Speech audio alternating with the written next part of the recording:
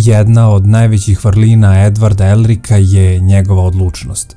Ako si gledao anime, ne možeš da mi kažeš da te nije naježila scena kada Edward probija vrata istine, samo da bi rekao Alu da će se vratiti po njega.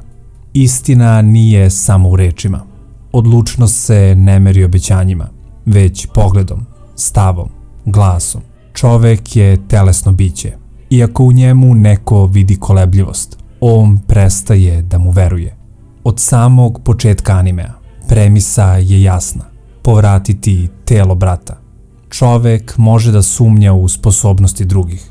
Nemogućnost da nešto uradimo je ono što nas čini ljudima.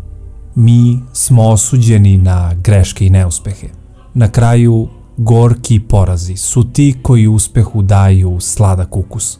Ali onog trenutka, kada čovek počne da sumnja u nečiju odlučnost, čitava kula se ruši u sekundi. U tome leži Edwardova moć.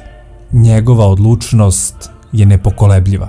On je odlučio da će pobediti sudbinu. Odlučio je da kraj neće biti tragičan. I tom odlučnošću on nosi sve. I gubitke, i sreće, i suze. Mi vidimo da je nekada slab. Vidimo da je nesiguran. Ali ono što nikada nismo videli je da je pomislio da odustane od svog brata.